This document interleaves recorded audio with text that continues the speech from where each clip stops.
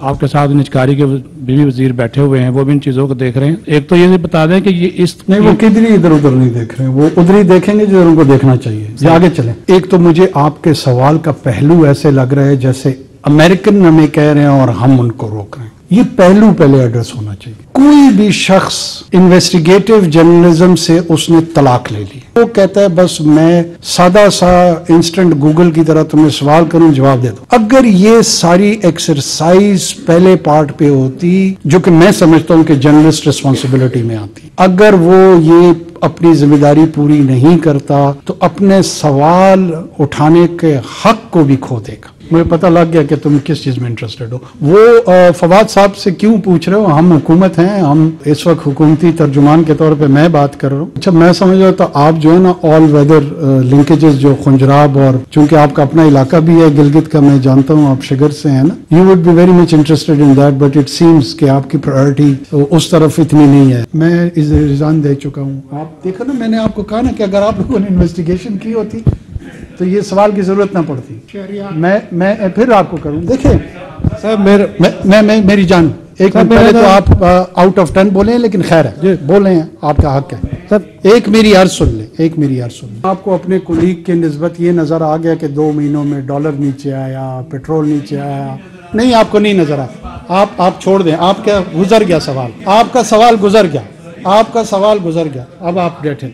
आप please you are here where you have the right to ask but not insult. हम दोनों को mutual respect में चलना चाहिए। मैं आपको ये अर्ज कर रहा हूँ कि ये शुक्र है कि ये आधा हिस्सा आपको नजर आया कि इसका इम्पैक्ट आया। ऐसा बिल्कुल भी नहीं था कि कुछ भी नहीं हुआ, 2 महीने से लोग इंतजार कर रहे हैं। जो 50 साल में नहीं हुआ, मैं डॉलर का रेट पाकिस्तान में कभी भी नीचे नहीं आया।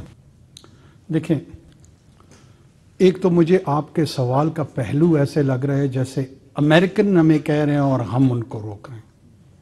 ये पहलू पहले एड्रेस होना चाहिए। वो तमाम लोग जिन्होंने बैनुल-अक़वामी फोर्सेस के साथ, उसमें लग्जमबर्ग हो या अमेरिका हो, जिन के साथ उन्होंने काम किया है, वो उनको लेने के लिए तैयार हैं। और अगर वो उनको लेने के लिए तैयार हैं, उनका अगर ट्रांजिट राउट पाकिस्तान है, तो पाकिस्तान एक रिस्पॉन्सिबल इंटरनेशनल कम्युनिटी का मेंबर है। हम कुट्टी लगा के लोगों को ये नहीं कह सकते कि नहीं हम नहीं दे रहे, नहीं हम हमारे एयरपोर्ट से नहीं जा सकता। ऑफ कोर्स इस सवाल हम किन को वापस कर रहे हैं? हम इल्लीगल लोगों को वापस कर रहे हैं, जो हमारे दोस्त न समझना चाहते हैं, न उनकी ख्वाहिश है, न उनकी चाहत है। कोई भी शख्स इन्वेस्टिगेटिव जर्नलिज्म से उसने तलाक ले ली, वो ये नहीं जानना चाहता कि अफगान रेफ्यूजी क्या है, रेफ्यूजी स्टेटस क्या है, रजिस्टर्ड लोग कौन है, आइडेंटिटी थेफ्ट के तहत कौन लोग हैं, इल्लीगल एलियंस किन को कहा जाता है। वो कहता है बस मैं सादा सा इंस्टेंट गूगल की तरह तुम्हें सवाल करूं जवाब दे दो। अगर ये सारी एक्सरसाइज पहले पार्ट पे होती, जो कि मैं समझता हूं कि जर्नलिस्ट रिस्पॉन्सिबिलिटी में आती है, अगर वो ये अपनी जिम्मेदारी पूरी नहीं करता तो अपने सवाल उठाने के हक को भी खो देगा। मेरी आप लोगों से मुद्दाना गुजारिश है कि पहले उन तमाम पहलुओं को खुद तो इन्वेस्टिगेट करें, फिर आप ज़रूर हम पे नुक्ताचीनी भी करें, हम पे सवाल भी उठाएं, गिला बेजा भी करें, कोई तो लाजिम है शऊर। हम अमेरिका या बाकी दुनिया के जितने लोग हैं उनके साथ, आप non NATO ally, major ally नहीं था पाकिस्तान? क्या आपने वॉर ऑन टेरर में 90,000 लोगों के साथ कंट्रीब्यूशन नहीं किया? अब उसी जंग में जो लोग अफगान उनके साथी थे वो उनको अपने साथ ले जाना चाह रहे हैं, तो हम अपने मुल्क में ट्रांजिट स्टेटस उनको नहीं अवेलेबल करेंगे? क्या वो इल्लीगल हैं?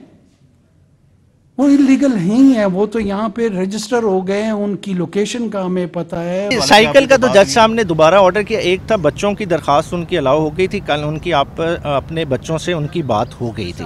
आज इनकी बेसिकली रिक्वेस्ट थी कि क्योंकि देखें 71 ईयर्स ओल्ड है, एक स्पोर्ट्समैन है, उसकी अपनी एक फ़िज़िकल नीड है, एक लिमिटेशन में आपने उसको रखा हुआ है, उसने अपनी फ़िज़ीक अपने स्ट्रक्चर को मेनटेन रखना है। तो साइकिल की दरख्वास्त अलाउ हुई है। अब ये मुझे नहीं पता कि बाहर चली गई है कि नहीं, आपने देखा होगा इधर आई हुई थी, तो वो जज साहब ने दोबारा उन्हें कह दिया, डायरेक्ट कर दिया डिप्टी सुपरिटेंडेंट असद को कि ये साइकिल को अलाउ करें अंदर। ये जो ऑर्डर है ये हम आगे असेल करने लगे हैं। हम हाई कोर्ट इंशाल्लाह ताला इसके अगेंस्ट रिवीजन फाइल करेंगे, वो भी इंशाल्लाह ताला तारीख से पहले फाइल हो जाएगी।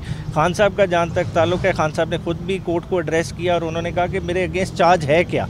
ओपनली बताया गया कि कॉन्स्पिरेसी मेरे साथ हुई है, और उन्होंने बड़ी ओपन आवाज़ ऐलान में कहा कि बेसिकली ये मैसेज किसके लिए था। उन्होंने बताया कि साजिश मेरे खिलाफ हुई, मेरी गवर्नमेंट को सेट असाइड किया, ना वो साइफर ऑन रिकॉर्ड लाया गया, और हमारी तरफ से ये ऑब्जेक्शन भी लिया गया कि जिन मिनट्स ऑफ मीटिंग को आप कह रहे हैं कि ज़रिए मैनिपुलेट किया गया, को बनी गाला में मीटिंग हुई, वो मिनट्स ऑफ मीटिंग भी ऑन रिकॉर्ड नहीं है। तो ये एक कैसा ट्रायल हो रहा है कि जिसमें मुलजिम को बताया ही नहीं जा रहा कि ये कागज़ था, इसमें ये लिखा हुआ था, आपने इससे हट के बात की है और कौम को गुमराह किया। जब वो कागज़ ही मौजूद नहीं है, ये सिरे से ट्रायल चल ही नहीं सकता।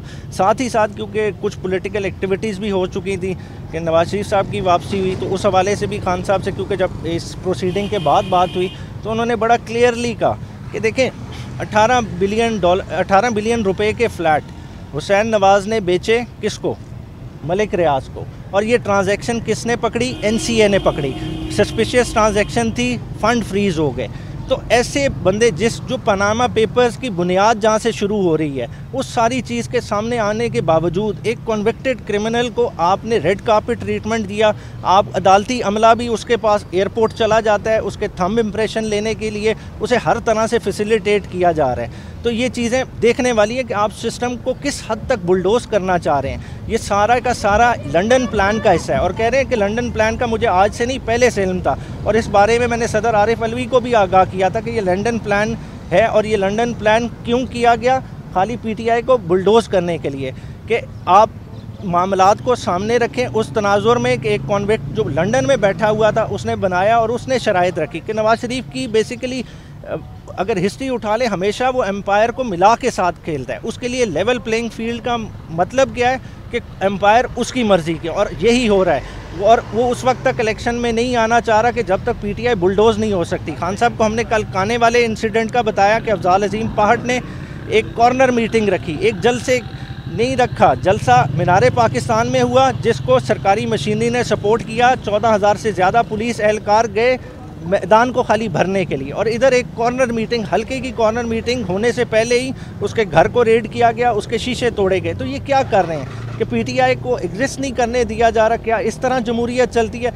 फिर उन्होंने हदीस का हवाला भी दिया, उन्होंने कहा कि हज़रत आयशा के हवाले से जो हजूर पाक सल्लल्लाहु अलैहि वसल्लम ने क्या कहा कि देखें आप किस तरह का माशरा बना रहे हैं कि ताकतवर के लिए निज़ाम और रखना चाह रहे हैं और गरीबों के लिए और रखना चाह रहे हैं, कहते, और जेल के इनमेट्स का हवाला दिया कि फिर इन्हें भी छोड़ दें, अगर बड़े चोर को आपने छोड़ना है। आपने अभी तक हमारा चैनल सब्सक्राइब नहीं किया तो अभी सब्सक्राइब करें और बेल आइकॉन को क्लिक करके हमारी लेटेस्ट वीडियोस के बारे में अपडेट जानें।